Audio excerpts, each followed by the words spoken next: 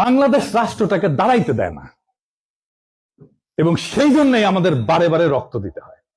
এখন তাহলে এই রাষ্ট্রটাকে রক্ষার জন্য আমাদের কি করতে হবে?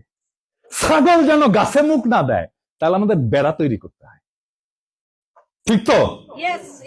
আমাদের তাইলে ওই বেড়াটা তৈরি করতে হবে। ওই বেড়াটা তাইলে কিভাবে তৈরি হবে?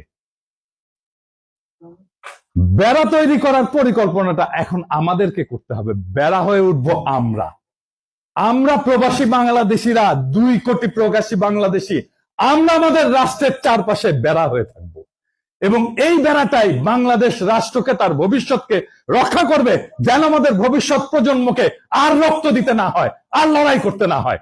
আমরাই এর রক্ষাকর্তা হয়ে চারপাশে থাকবো। কিভাবে? আসেন এই পরিকল্পনাটা শুরু করি। প্রথম পরিকল্পনা হচ্ছে, আমরা দাবি জানাই